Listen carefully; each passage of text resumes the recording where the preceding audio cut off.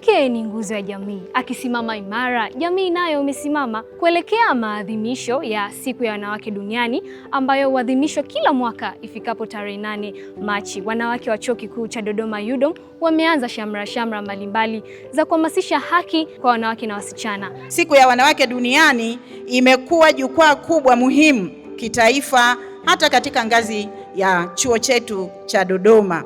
Imekuwa ikitukumbusha wanajumuiya wa chuo, wanawake na wasichana, kwamba tunao wajibu. Sisi sio tegemezi. Sisi tunazo nguvu, tunazo akili, tunaweza kufanya mambo makubwa. Leo ni siku ya kihistoria na ya kipekee kwa chuo chetu.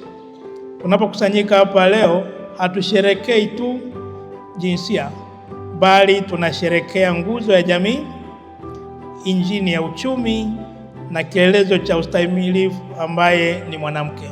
Na leo tarehe 5 Machi 2026, mdahalo mkubwa umeweza kufanyika katika ukumbi wa Chimwaga ndani ya Chuo Kikuu cha Dodoma kuzungumzia na kujadili nafasi ya mwanamke katika maendeleo jumuishi kuelekea dira ya taifa ya mwaka 2050, ambapo msemaji mkuu alikuwa ni Dr. Anna Makakala ambaye ni kamishna jenerali wa uhamiaji taifa, akisisitiza umuhimu wa haki kwa wanawake na wasichana kama msingi wa maendeleo ya taifa.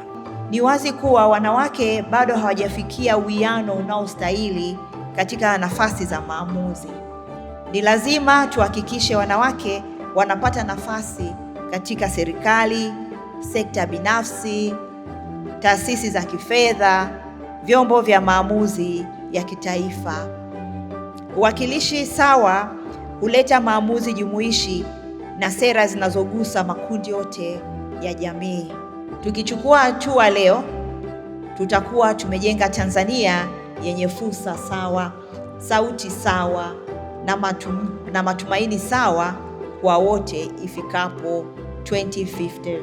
Mdahalo huo ni sehemu ya maandalizi ya maadhimisho ya mwaka huu ambao kauli mbiu yake inasema haki kwa wanawake na wasichana, msingi wa maendeleo jumuishi kufikia dira ya mwaka 2050, ambapo washiriki wake wamesema kuwa mjadala huu umewapatia uelewa na taswira chanya juu ya nafasi ya mwanamke katika maendeleo.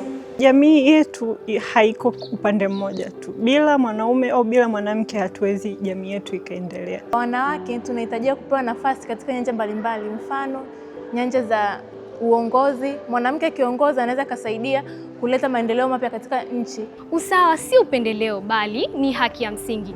Ukimuinua mwanamke mmoja, umeinua familia, umeinua jamii na mwisho umeinua taifa. Jina langu ni Maria Thomas, mpaka wakati mwingine, kwa heri.